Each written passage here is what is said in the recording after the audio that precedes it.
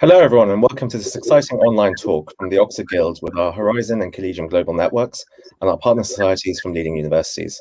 We're honored today to be joined by a truly esteemed guest, Manny Maceda, who is worldwide managing partner and chairman of the board of directors at Bain Company. As one of the most important and high-profile leaders in the consulting industry and the business world, at the helm of one of the most prestigious firms globally, Manny has unrivaled experience advising leading CEOs and senior management teams across many different industries and geographies. He first joined Bain over 30 years ago in 1988, originally as a summer intern, and is a wonderful and increasingly rare example of a real success story achieved while staying at the same company and rising up rapidly through the ranks. Before taking over the firm's leadership, he formerly led Bain's global Full Potential Transformation Group and served as chairman of Bain's Asia-Pacific region. Today, he is responsible for all aspects of Bain's strategy, team, and operations across its global network of over 50 offices and over 12,000 employees. In today's event, you're all in for a real treat, as Manny will be discussing a wide range of different topics around the theme of leading with purpose in times of turbulence, and hopefully answering as many of your questions as possible. Thank you very much again, Manny, for joining us today and for taking the time to share your insights. We really appreciate it. My pleasure, Abbas. Thank you for the invitation, and I look forward to this very much. So let's kick off a discussion by going back to the beginning, as it's a great story, especially when it's now increasingly rare for people to stay at the same company for so long. You famously first joined Bain as a summer intern and have been at the firm for over 30 years now.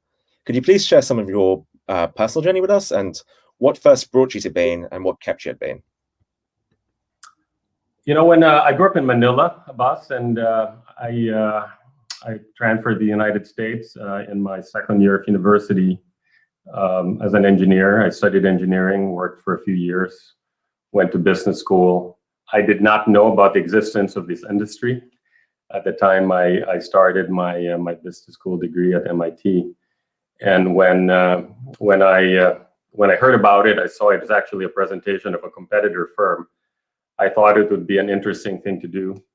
I joined for the summer for what I thought was a 10-week commitment, and in those 10 weeks, realized I like this industry, I love this company, and I think I might be decent at this job.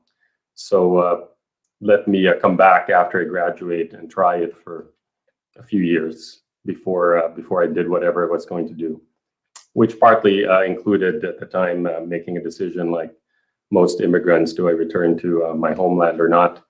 I would say as I came back and realized I actually like being at Bain Company, I've chosen to stay multiple times, and you said it's a rarity now.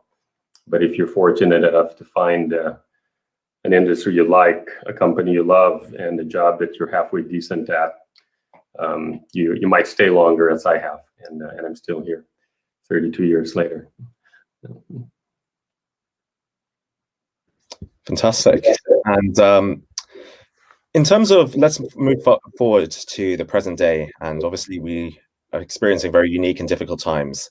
You've seen several business cycles during the course of your career, but how is leading a company during the pandemic different to other times of turbulence?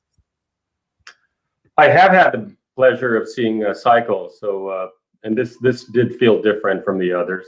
Abbas, first of all, companies go through cycles themselves. So in the arc of a company's history, for whatever reason, and Bain was not immune to that, we'll go through periods, and we had our share. And then you add on to that when the whole industry, sometimes the industry, sometimes in this case the whole world, goes through an event. That's a little bit a different kind of a business cycle. That's almost macro versus micro at the company level.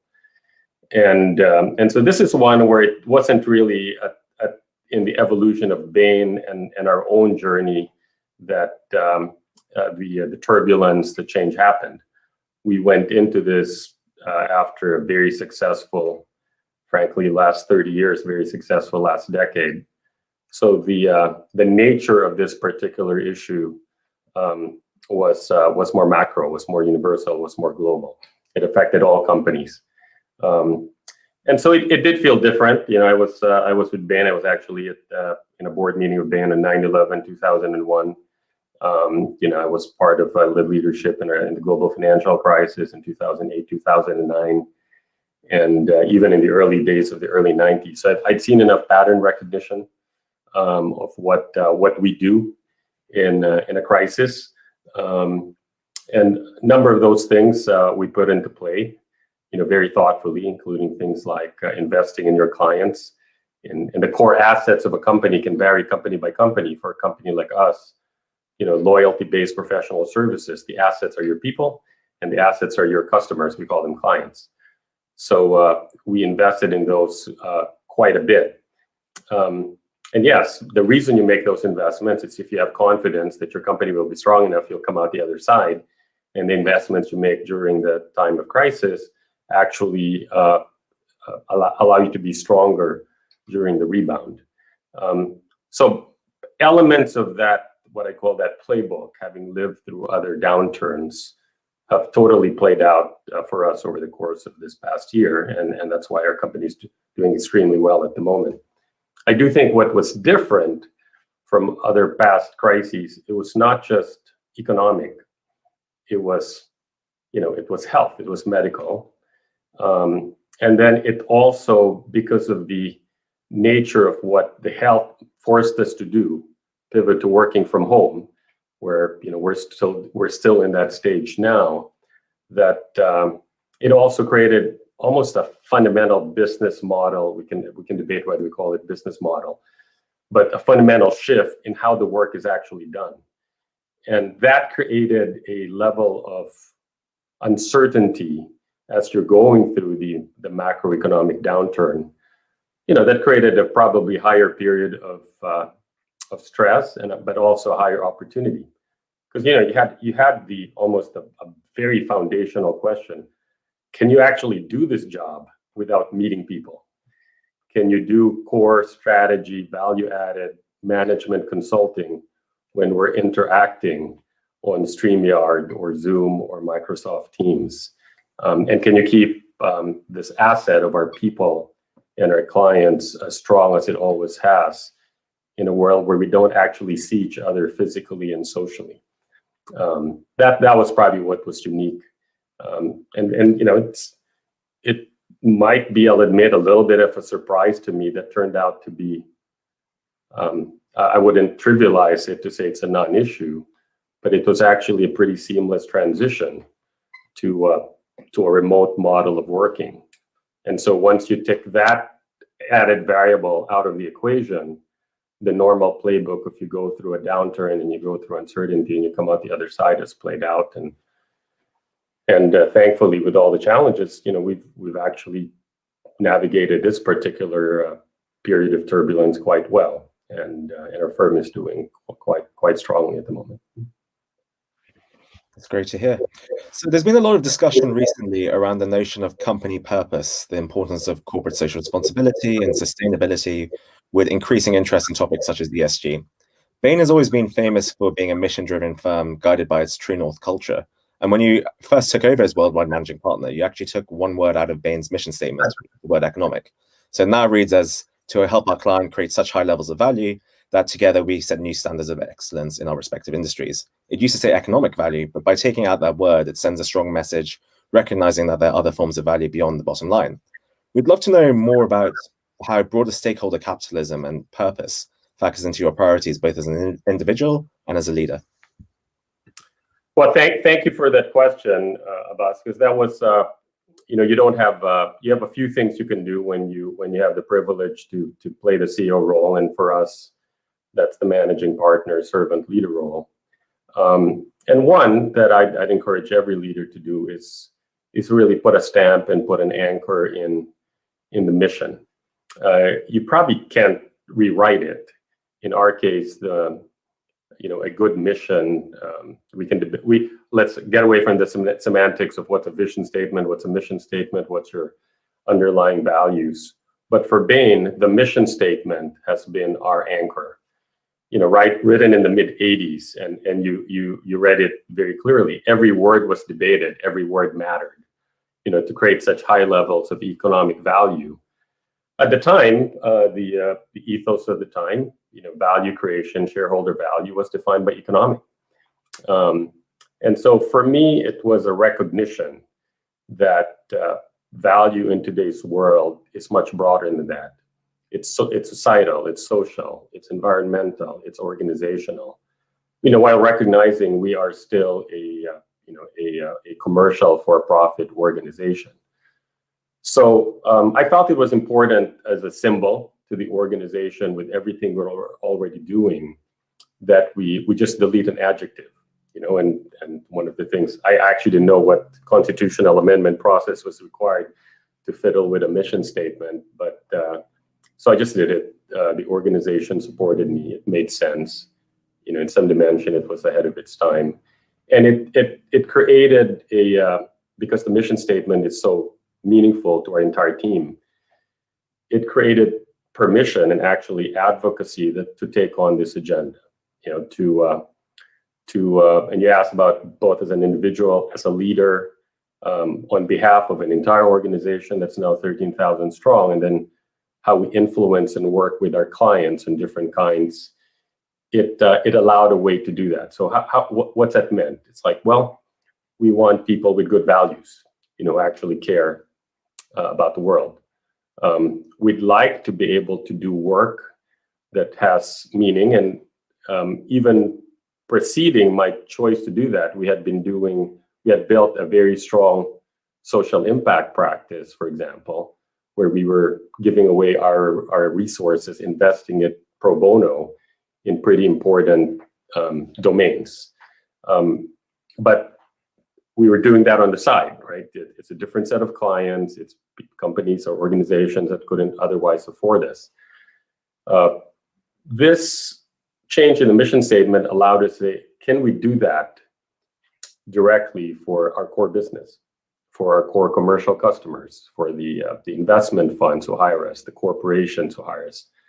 And that's where it actually enabled the creation of things like an ESG practice inside Bain, a diversity, equity, inclusion practice inside Bain. Because it's one thing to give it away to worthy organizations. If it's in your core business and your core customers actually are now engaging you on that, that actually makes it more meaningful, much more stronger, higher impact. And that's an evolution we've been seeing. So I've seen that this entire world push where you call it whatever the term du jour is, stakeholder capitalism, is real, and for us to participate in that by helping our clients advance that as part of the core strategy agenda, which makes them engage companies like ours. Even a little thing like editing a mission statement by one adjective helped a lot. And it's helped a lot internally, for sure. Definitely. And on the point of diversity, equity, and inclusion, Bain recently launched its Global Diversity, Equity, and Inclusion Council towards the end of 2020. And these are important topics that have been brought very firmly to center of attention in recent years. You previously described diversity, equity, and inclusion as a journey of continuous improvement versus something that will have a final destination or an endpoint. Why is that? Is it ever truly possible to solve the issue? Well, I'd say that we all have a dream of a certain way. MLK's dream in particular always inspired me. Around being judged not by the color of your skin, but by the strength of your character. That's one example. And so for us, diversity has always been a journey, and the premise that a diverse team will be stronger. Back to the core tenets of our business model, which is, I like to think about it simplistically, is we hire the right people, we build employee talent loyalty, that begets customer loyalty or client loyalty, we call it, and that's a very reinforcing cycle that's propelled our growth now with some bobbles along the way for over 45 years. So that employee loyalty thing has to be based on attracting ever more diverse talent. And so we have been in a multi-year journey. I joined a firm that had 5 offices, right? A young MBA from the Philippines. It was like most professional services firms at the time. It was heavily male. It was mostly American white from the Northeast. It was all straight men. And so the diversity journey we've been on to say, do we get stronger by being more international, by having more women. The goal is equal, to have different races, to have different orientations, and then also just at the end, even to have different profiles, to have a firm that is not made up all of Oxford and MIT grads, but from very different backgrounds and universities. That makes the firm stronger, and that's why it's a journey. Now, the fact that it's been a journey for so long for us internally, very similar to your prior question on ESG and social impact, it's actually a pretty meaningful inflection point for us when it's something that really matters so much to our clients that they begin engaging with us commercially. And so that's just pragmatic reality. If Bain actually is consulting on diversity, equity, inclusion, that's a sign that it's a meaningful topic in boardrooms and chief executives' offices around the world. And so we want to be able to help our clients do that. We don't claim to be experts. We don't claim to be role models. We can claim to value it a lot, to be in our own journey, to share what we're seeing and doing to advance that agenda. And so I'm thrilled we're actually doing diversity, equity, inclusion consulting now for corporates and for private equity firms. And for better, for worse, because we're often rated as the best place to work in many. We have some credibility about us, not just as a consultant, but as a practitioner. And yet, we have so much more to do to improve our own diversity that this is going to be a journey for a while. I'm not sure anyone will ever reach the destination of this, the dream state we all aspire for. But we need to keep advancing on the journey, and if we do that, we'll just have better teams and better outcomes. Absolutely. So moving on to your work as a consultant, you've specialized in helping companies manage complex transformations. What are the key lessons that you can share around choreographing a full potential transformation that changes a company's trajectory? So I know you've written about the x-axis and y-axis of what to do and how far to go, but you've also spoken about the so-called z-axis or z-axis for the Americans in the audience with regards to the timing and choreography of events. Could you please share a little more with us around the key factors that actually determine a successful transformation? It's also it's a little bit the journey as well. Now, I use a different term in this. I called it choreography. One thing I've actually enjoyed for my whole career at Bain is and there's a little bit of consulting jargon in some of the words here. So, full potential transformation, right? So, what does that mean? Most companies are always trying to achieve their full potential, but there are inflection points in a company's life cycle where the business model, the strategy, perhaps the mission has to change in a meaningful way. And that's where we use the term transformation. It might be a company that had this kind of customer and it changes, or it's a company that was a physical retailer and now has to be all e-commerce online. So when those points happen, and I'd argue it's not continuous. And by the way, I'm applying it myself. It's an interesting journey when you've been a consultant to lots of industries, and you apply it as in the chief executive spot for your own company. There is both a framing of the puzzle of all the pieces, and there is an answer to get to the solution. That's why I use the term choreography. I don't know if that's a good term. And there are what I call an X, a Y, and a Z. Like most, there's probably, if we could get to a fourth or fifth, five-dimensional framing of this, we could. But the X for students of companies is there is a wide range of issues that you can take on as a company. You take on your organization, your cost, your customer, your change agenda, your M&A agenda. At the top, you have to anchor it in a mission, a strategy. So all of that are how many of those things you take on, how many battles you fight, what is required to actually achieve the transformation to achieve full potential. Could be as few as 2 or 3 things.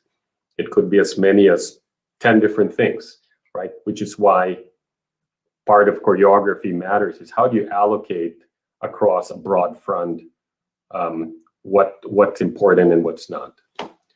I call the y-axis as well, how deep do you go in each? Because some things are very easy. You know, you might say, well, in order to change my destiny as a company, I have to, I don't know, I have to change a brand. I have to change my marketing campaign. But others are actually going to have to be very deep. The product set is going to be so different to succeed in the future. We have to make a major acquisition and almost, you know, reverse merge into a different kind of product portfolio. That is a much deeper y-axis than others. So I think most people will get that when you're building a plan, you know, I've used choreography. That's a more dynamic phrase, or you could be an architect if you want to think about it in just 2 or 3 dimensional terms. The X and Y are more intrinsically, you know, perceived by people. Yes, I get it. I'm going to do these many things, and I'll do this thing this deep and that thing that easy. The third dimension, the time dimension, what I call the Z-axis or the Z-axis, as I said in the US, is probably the one that's not as intuitive as the others, but it's often where the real secrets of what makes some transformation successful, very others matter. What do I need to do tomorrow? And what do I have the discipline, despite all the forces pushing me to act on it, might say, you know, I don't need to deal with that issue till 2022. And I don't need to deal with that issue till 2023. I'm doing strategy at my company right now, thinking about what are we going to be in 2025.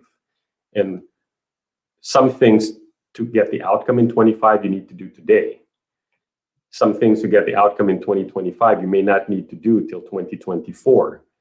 Understanding that, that's the third dimension to the, you know, to the puzzle or the strategy problem of helping a company get from where it is today, and if what the full potential is 5 years from now, a company of a very different kind.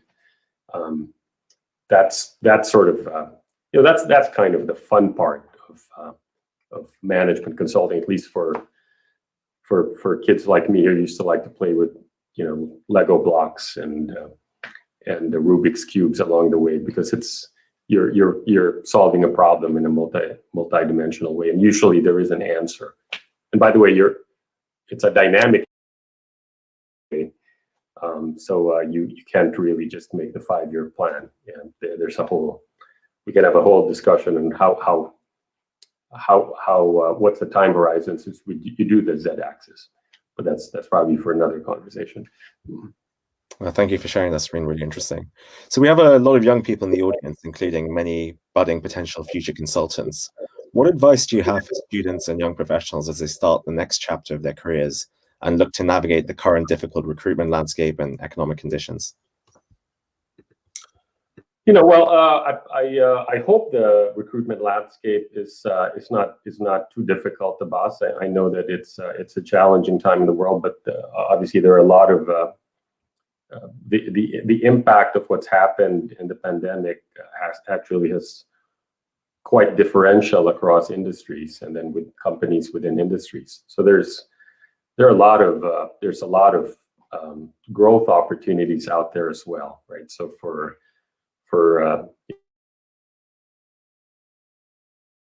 there are video conference technologies whose market caps and growth are creating that. You know, consulting happens to be, as best I can tell, in the industry, talking to a lot of firms, ourselves included. It's actually an industry that is doing quite well, partly because it was one of the industries that had, as I said earlier, a seamless transition to being able to be delivered in a remote way. And even if we go back, and I fully expect we'll go back to at least a semi-physical model, and we're already seeing that in some countries versus others.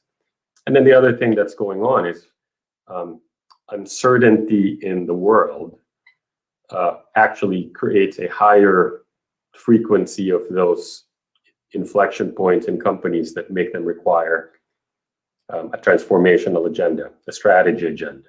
Every company is dealing with not just becoming more ESG centric, every company is dealing with how do I come out of the pandemic? First of all, how do I survive it, which might be where we were last year. How do I come out of it stronger and in a better position? And then how do I take advantage of all the patterns? So for me, as for people coming out of university at the moment, and as a parent, I've had 3 of those kids already, and a 4th who is a freshman in university right now. I'd say at a very macro level, understand that the world we're in requires some appreciation and some understanding of uncertainty, and what even our last conversation, to have some perspective of whatever you call it on the full potential of whatever organization or career you choose, I think will just be a very, very healthy set of intrinsic skills and life and world perspectives. So if I'm not afraid of uncertainty, which most organisms are, human beings, Homo sapiens is not any different, but to the extent we can overcome our fear and understand that comes with it, and try to actually thrive in it, I think that's a very good foundational skill.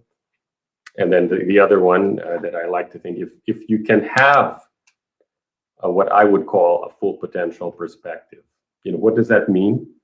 And you can use different words to describe it. See the big picture.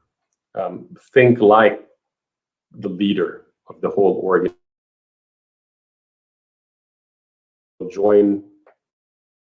Will join a company coming out of university in a very specific role, in a very specific function. Well, some of you might start your own companies.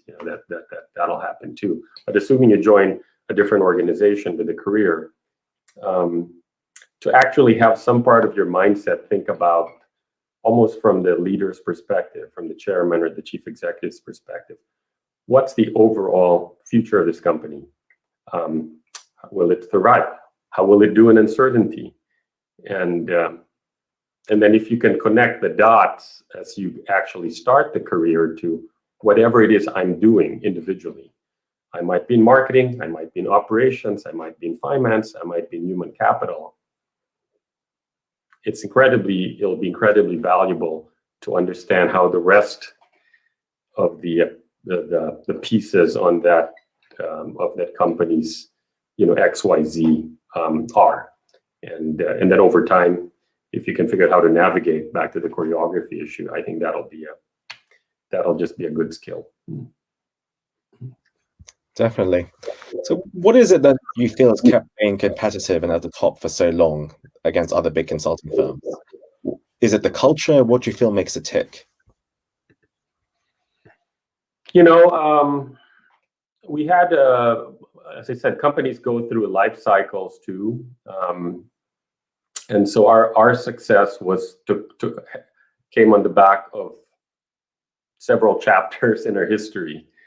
So, when the firm was started in 1973, it had a concept of a different kind of consulting. And so most successful companies do get anchored in, the better mousetrap, something we just do, something we do differently, something to do better than the other players in that industry that might have already existed to meet the needs of our target customers in that industry. And so when Bain started, it had that. And it was enough to keep it going for the first roughly 18 years of its existence, still led by the original founding team. And that was the first, and by the way, we talked about mission statement earlier in this discussion. that mission statement was actually written by those set of founders in the mid '80s when the firm was about 12 years old. And then the firm almost went under after 18 years because it had to navigate a transition to go from a set of founders with all their strengths, with all their quirks, the true original owners of a business, to one that had to be set up now to sustain for the long haul. And I joined the firm before that transition, so I was young enough to see it happen, and it was a near-death experience. A lot of firms don't survive that transition from phase 1 to phase 2. So what those years in the '90s, when it became the partnership that we know today, something that kept the kernel of what makes us stronger or better, and I'll come back to what that is, and then but have a model where you can grow the company continuously, and growth generally means you're gaining share or you're creating new markets that didn't exist before. Yeah, that's sort of become the story of the last 30 years of Bain, which coincided with a lot of my own time here. So I was fortunate to still see the beginning phase. And so what's that been the last 3 years, Abbas? It starts with the people loyalty issue and trying to identify, find, train, and retain. That's where loyalty matters. The right kind of talent to be management consultants.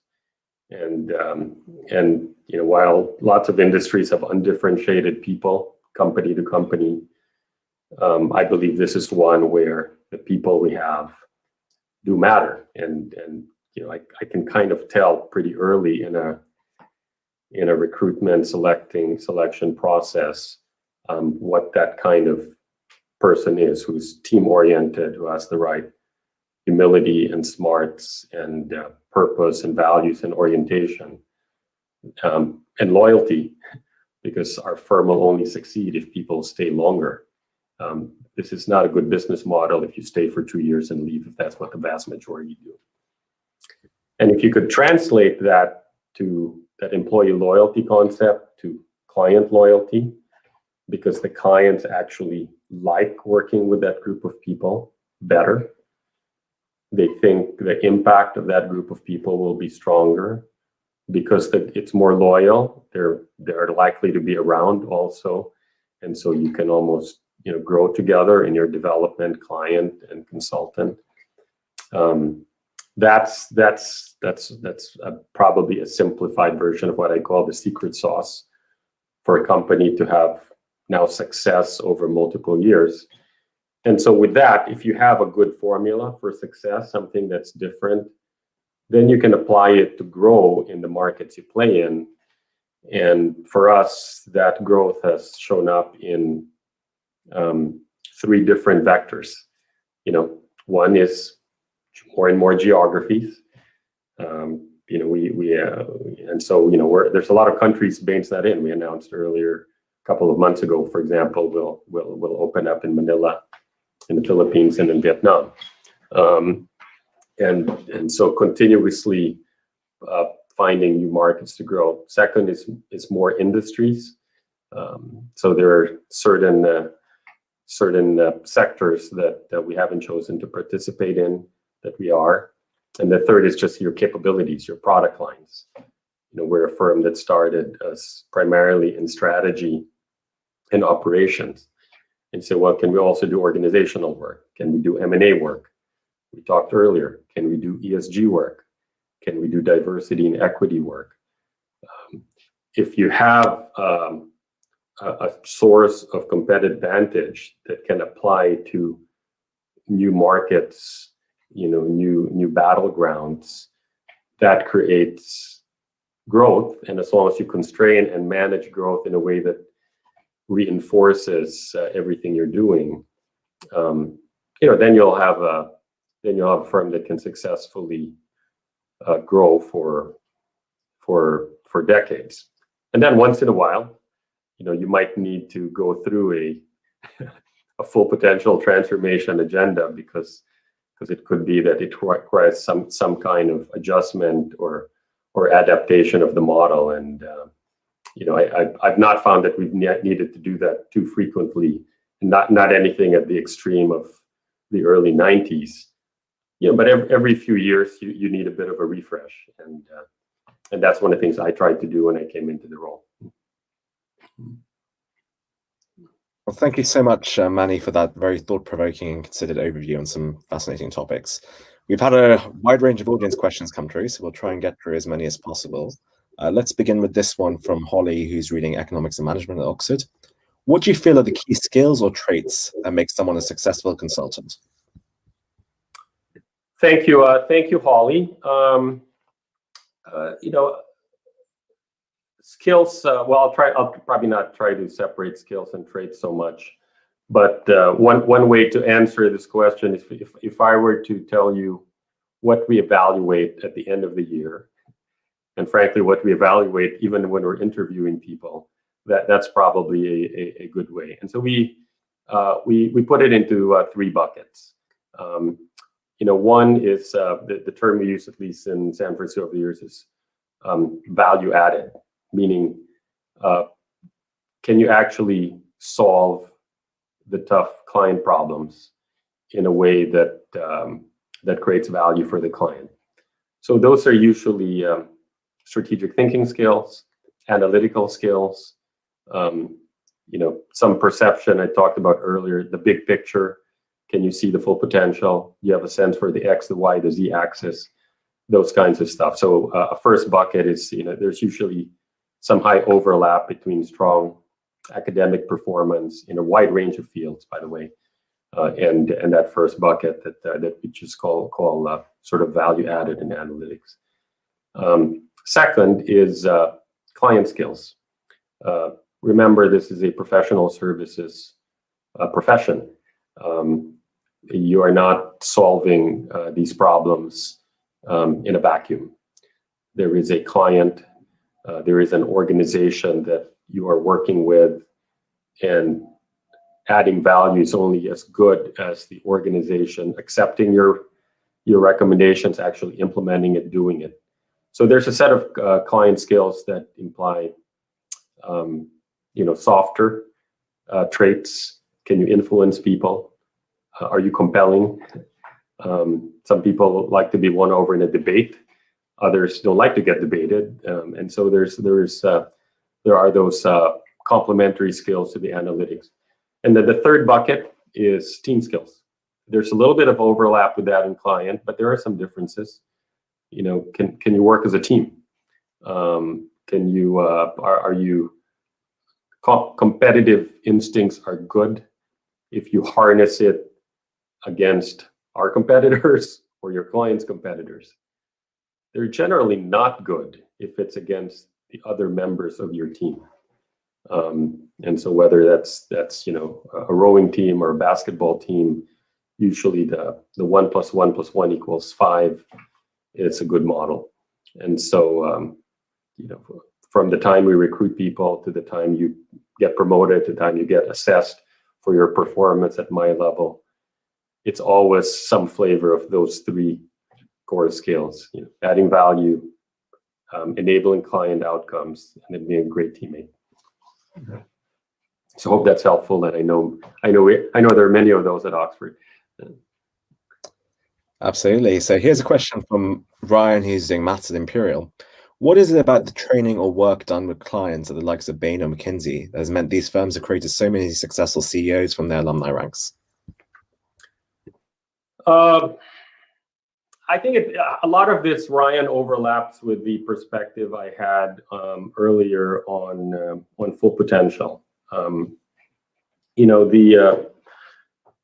You could say some of it is just that to the extent there is sort of a talent coming out of Imperial and other universities that just have a higher likelihood that you will be successful being a leader. I think that's part of it. But if you look at some of the things I've discussed in the last hour, right? being a good consultant to some degree can overlap with being a good multidimensional organizational leader. Because most CEOs, I've known many, do have good value-added skills, and they do have good customer skills, and they do have good team skills, and they generally do think about full potential in the X, the Y, the Z axis. And so there is some likelihood. It's not 100% overlap in the success factors, and I'm happy to comment on that too, Abbas, that there are a lot of ex-Bain or competitors, consultings, who because of that could become good CEOs. And at the same time, being a CEO and being a consultant are very different. And I've experienced that myself, right? I was a consultant for the vast majority of my business career. In the last 3 years, I've had to be a CEO, and it's even leading a consulting firm. It's different.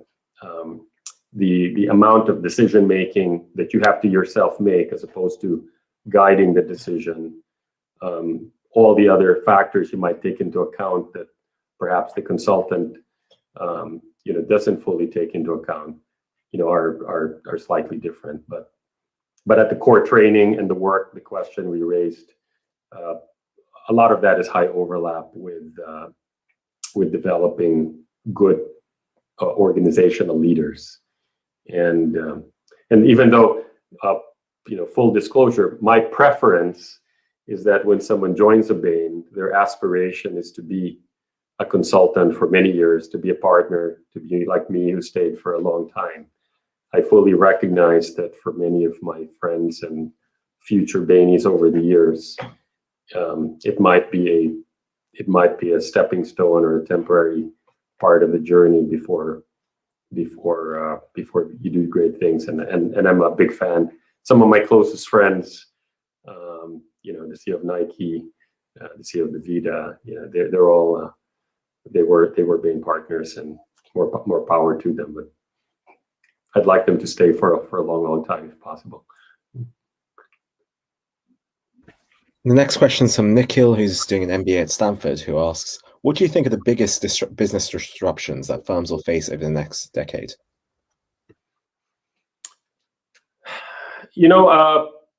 For the last decade, the single biggest business disruption has been technology and digital, and that's that particular, I guess we can call it a disruption. That cycle hasn't fully played out yet. So that's both the last decade and the next decade. So I'll just call that out number one, and that that's a very multifaceted set of issues. When I use the umbrella term digital, it's analytics, it's technology, it's artificial intelligence, all changing customer behavior, organizational capabilities, implications of the workforce, the labor force. So I'd call that out as continuing. That is one person's opinion is number one. Number two, we've talked about already today, is ESG. And I don't necessarily view this as a business disruption as a bad thing. It's a business disruption. It's a good thing. The business world, has to fully embrace that doing things sustainably, that building ESG metrics into core missions of companies, public companies, not just private companies like us, and making that real. We, like many other companies, signed up to be net zero carbon by 2030 as an organization. We're not sure how to do that yet. We got another 9 years, but we're taking steps already. One of it, by the way, for a professional service firm, our single biggest contributor to our carbon footprint is air travel, and that went away for the most part this year. But as it comes back, how do we manage that in the right way? So I would call that out as number two. And then the third I will give you, for Stanford, and I'm 7 minutes if you're on campus right now, Nikhil, from you, is people use the post-global order. We, Bain Company, Oxford, Stanford, we have all been living in a multi-decade world where intellectual capital, talent, all flowed relatively seamlessly cross-border, and whatever the world order will be, and in a world that's been quite peaceful. There was less than 20 years between World War I and World War II. We haven't had, some people call the pandemic of 2020 World War III. But to the extent we end up in some kind of post-global world order, and I see it and feel it, I find it painful sometimes to experience that. That's a meaningful disruption, especially for firms that are built on seamless global movement, like ours is. So I'll start with those three. There's probably more that others can suggest. Olivia, reading history at Cambridge, has asked, what do you think has been the most successful or interesting consulting project you've worked on? Also, what was the least successful, if you can say? So thanks, Olivia. So this is my history. I guess my most interesting consulting project, is because I did end up specializing on what we called earlier full potential transformations. You have to dimensionalize this. A consulting project can literally be as small as, I'm going to spend 3 months solving a very defined problem, a brand strategy for brand X to target customer segment Y. And at the end of 3 months, here's an answer, and sometimes that's cool, that's fun. And at the other extreme, which is what for me was both, the most interesting, maybe most successful, is if you actually work on the full potential transformation of a large global enterprise. And so, I did work on one that's probably the longest for my career. It was the client I worked on for the longest before I took this job. And, a global technology company where over the course of multiple years, we helped them redefine their strategy. They had a core business that was beginning to decline. In technology, you have to get into the new stuff. In order to get new stuff, we had to change the product set, change organizational model. We couldn't do it organically. It required a major acquisition of a company that was much more expensive than that enterprise itself. So we had to navigate a pretty meaningful recapitalization, which sometimes comes consulting. Is in order to do this, to make the investments required, you need a different set of investors. So, this company, we actually took it private, and that was in itself to take a public company private in order to make some of these changes as a private company, and then refloat it at the end, and to come out to be very successful. That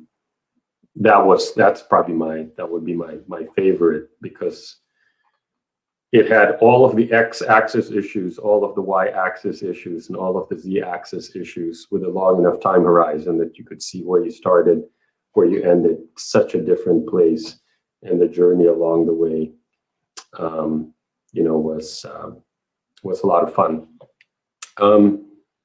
The least successful,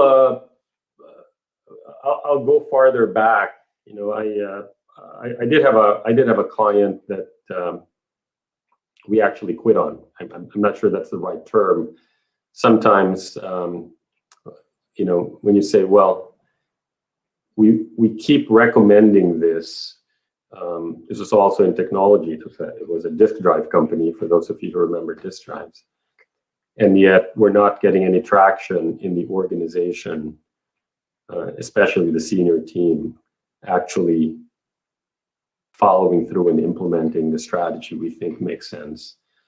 And at the end, to say, if this is not working for either of us, we should just stop working with each other. I found that painful because it would have been easy for me to say, well, the client didn't want to implement my recommendations. I'd argue, my client skills at the time were not advanced enough that I could convince them and compelling enough to actually move on it. And so that for me would have been my failure. And that's going to happen in any job, in any industry. Hopefully your success factor will be there's a lot more of the question one than question two. Ian, who's reading QA at the LSE, has asked, you famously impressed Jack Welch, GE's former CEO, by calmly removing a fake grenade that had been thrown at him in a talk while at MIT. Is calmness under pressure an innate or a learned skill? Okay, so that's sort of a story that came around, went around. So just to clarify exactly what it was, because it wasn't a grenade. Abbas, picture us doing this talk in a room instead of by Zoom, and I've just introduced Jack, as the person leading the equivalent of the guild at MIT at the time, and someone in a hazmat suit carrying a pail that was fuming comes down the center aisle, drops it on Jack's feet, actually in front of the podium, because he was behind the podium, so he had a layer protecting him. And I was in the front row, having just introduced him, and everyone jumped away, and so we called him Jumping Jack at the time. And I brought the pail out, and from my childhood in the Philippines, I had a sense possibly of what it was. It was dry ice in water. It was someone protesting some of these environmental policies at the time. So I don't know that was calmness under pressure, or just being foolhardy, because I felt some obligation to protect my guest. He was the guest of the school. I was in your job. So if someone walks behind me to do the same thing, I'll expect you, Abbas, to somehow figure out how to protect me. Of course. But I would say that's just a reaction that was probably more foolhardy than anything else.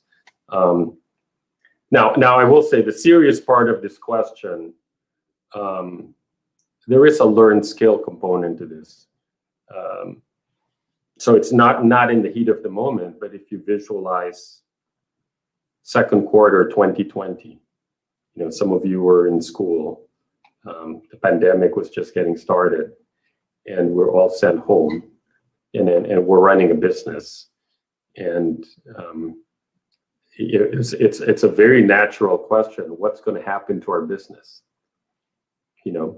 We're not visiting clients. We're not going to the offices to work on case teams. Is our business going to be okay? And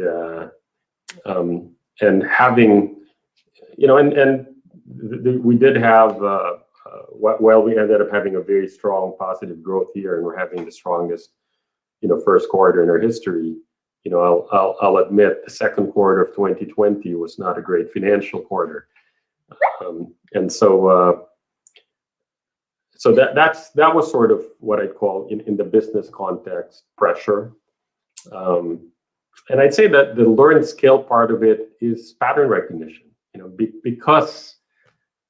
Because myself and our management team had lived through the global financial crisis in 2009, or because we were having a board meeting in New York City on 9/11 and had to be in New York running the firm for the next few days while it felt like the world was coming down to an end. It it was a source of comfort to the team that we had senior leadership that knew the ropes, could handle the pressure, kept everyone saying, this is actually not a issue, this is an opportunity, right? And that's a little bit how it played out. So there is a learned skill part of this, but I would encourage you, if it really might be a grenade, don't do anything stupid. So moving on to this question from Bhavika, who's reading biomedicine at UCL. You spoke about the goals you have set for 2025 and how we need to start taking steps today to achieve them. What is your most important objective or goal that you have for Bain? Yeah, thank you, Bhavika. And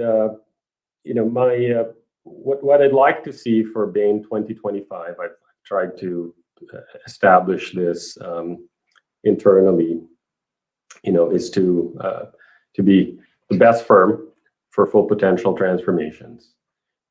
I'd argue we're already there, and we can, but you can't. But again, that's number one. To be the best firm as a place to work.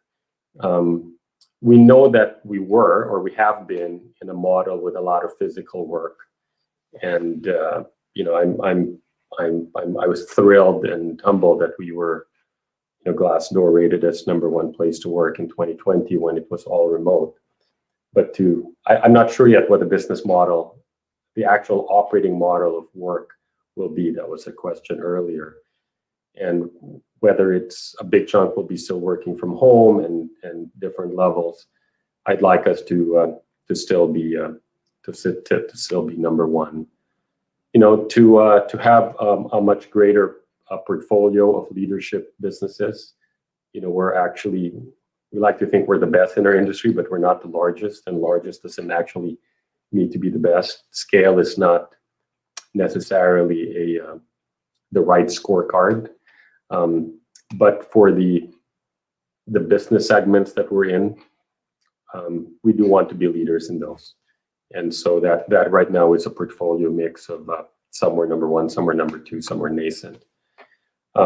And then what I talked about earlier, I want us to be leaders in ESG, not just in role modeling it ourselves, being a great, diverse, equitable, inclusive firm, being a great carbon footprint firm, but in what we do for our clients. So if we achieve those, then hopefully as I hand off to my successors, I'll feel proud of our cross-generational ethos that the firm my predecessors built. I can hand off to future partners of Bain. And I made a comment earlier that some of those things for 2025 will require multiple years of investments, and we're doing that. Some of it or inorganic. We're acquiring quite a number of firms at the moment in a thoughtful way. But some of it will just, I know, back to the Z-axis choreography, because we're so busy and we have so many things going on. We have to be very thoughtful of what we can add to the agenda, and that's been an interesting challenge. In fact, I have a board meeting next week where that's one of the topics. Some of the things our team wants to do. We will see whether we can add them to the agenda this year, or whether we say, we have time. Let's deal with that in 2023. But those 5 things I mentioned earlier were the core objectives. Here's a question from Ernesto, who's studying computer science at MIT. How do you think your background growing up as a son of a Filipino politician who studied in the US has shaped you as a person and influenced your business career? Well, my dad was named Ernesto, so hopefully, and I went to MIT, but hopefully you're not my cousin Ernesto. But it's weird. I grew up in Manila, and the Philippines and the US have a very close relationship, and yet I also grew up in the period in the 70s where the Philippines was under martial law. We had a dictator. So the US was always the U.S. was always the role model. It was the goal. It was the dream. It was John Kennedy's inaugural address that for those of us at that time in the 70s and the 80s, living in a world that was led by a right-wing dictator, says that's what we'd like to be, right? A place where the rule of law is meaningful, where it's democracy, where you can disagree, where you have seamless transitions of power from one party to the next. So it did shape me as a person that, like most immigrants, you always have this mixed identity. Are you Filipino? Are you American? Are you both? You're one that's a matter of birth. You're another one by a matter of choice. But everything, the U.S. granted my father political asylum as a political refugee back in 1979. I always felt a sense of loyalty and aspiration and wanting to be successful in the United States. But also, the Filipinos we're a very global people. We go all around the world. We fit. It was a U.S. colony, but it's a Hispanic culture, and it's an Asian country. So I felt that with this background, I would embrace being a global citizen. And to the extent it's influenced my business career, I think having a global view for what is a quintessential global firm has probably been quite helpful. I like to see both sides. I try not to be overtly American in my worldview. And I found that spending time in Asia, I've lived in Europe several times. I've spent a lot of time in South America, has probably been on the margin helpful as a consultant to clients where you deal with global issues. But also now, leading a firm with over 1,000 partners from all countries and continents. To the extent that I can build relationships easier across many different nationalities and worldviews. That's probably helpful on the margin. Utkarsh, who's a Chevening Fellow at Oxford and CEO of Network Capitals, asks, what do you believe in that others often disagree with? Also, what have you changed your mind about in the last year or two? Thanks, Utkarsh. One thing I believe in that is even inside my firm and outside is I actually like complexity, and that is sometimes contrary to the prevailing wisdom that simplicity is better. And when I say, but I don't want to overstate it, when I say I like complexity, is that I think we have a complex world. Even we have a world that has a lot of X, Y, and Z issues. And the ability to manage complexity and use it to your advantage, as opposed to trying to oversimplify, is the nuance that I see. And obviously, there's a lot of beauty and efficiency and inherent, simplicity to simplicity. Simple is simple.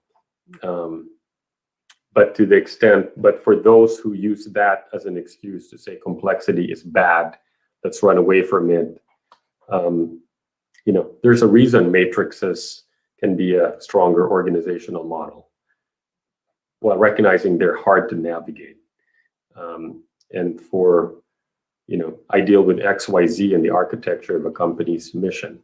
I have to lead an organization that simultaneously has to consider global issues, industry by industry, product by product is different, function by function is different, type of client, and sometimes you do it fixed, and sometimes you do it by special initiative overlay. So depending how you count that, you could be dealing a typical global organization. You have to deal with 6 dimensions in some way. That's just on the X and Y, and so that whenever I raise that in my own firm, there's always this almost this dream. Yeah, but wouldn't it be nice if the world was a simpler place? Yeah, it would, but it isn't. And then the second question, what if I change my mind? Yeah, I think on this one, just to stay on this topic, there are places where I've also acknowledged if it's just too complex for the organization to handle, let's forego, let's simplify it and move it to the side. I've done that in a couple of places. So this is probably, I'm probably, Oktarsh, I'm 80-20 or 90-10 on this on the first question versus the second.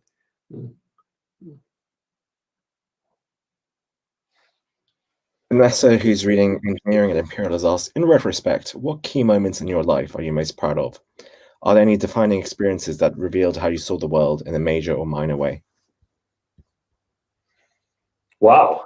I needed to be more prepared in a retrospective for these kinds of conversations. I made a choice, probably, I guess, because I've stayed with the same company for 30 years. Probably haven't made that many in terms of both the meaningfulness of the choice and proud enough that it was both the right choice and the hard choice. I got married early to the right life partner. I feel that matters a lot. And I actually married Lyra, my wife, the same year I joined Bain. So so I'm sort of loyal. I have loyalty in both ways. Becoming a parent, clearly, and raising, at least by all accounts, 4 well-adjusted, thoughtful, good values, children that I'd be proud of as a father. I think those are the things that dominate how I think about this. A choice to leave the Philippines, which I didn't actually realize I was making, just to be clear. When I had finished my first year of university at the University of the Philippines and came to visit my father, who was, as I said, was in the U.S. as an asylum. I thought it was just to visit him for the summer, and he prevailed upon me to just stay. And I didn't realize how meaningful that choice would be. And I had multiple chances later in my life to go back to the homeland, and I chose. So, what defining experiences? The value of loyalty, the value of finding the best life partners, whether it's your spouse, or in this case even Bain, your company. Thinking about and even in what I learned from my parents and my wife, or I saw my mom and dad were yin yang in different ways, and my wife and I are yin yang in different ways, but we think that makes us stronger because even in a teaming model, those are probably the things I'd like to think. If I look back in my career and say I'll be proud, I was a good person, I was a good husband, I was a good dad. Hopefully, I'll be a good grandfather. If not to put any pressure on my kids if they ever watch it. But and then hopefully in my business career that I made a difference, not just in Bain but to the world. Well, thank you, Manny. I know I'm getting conscious of time, so can we perhaps just fit in a couple of quick answers to these last 2 questions? This one's from Jamal, who's doing chemical engineering at Cambridge. What was the key to progressing up the firm from intern to CEO, and what keeps you hungry or excited? What motivates you and drives you to keep working today? as a chemical engineer too, Jamal, and I never thought of CEO too overtly as the mission, and so for me, that's probably the key. The most important job at Bain is our client heads, we call them, the partners who serve our top client relationships. Being chief executive of the firm is almost a side gig in a servant leader partnership, and so always staying committed for me to the mission of great client outcomes, great people outcomes. That'll make you be successful. And if the time comes that the firm actually asks you to play the CEO role, that happened, and and what motivates and drives me is that back to the question earlier of where Bain can be in 2025. We're term based. I'm going to do this for at least 3 more years.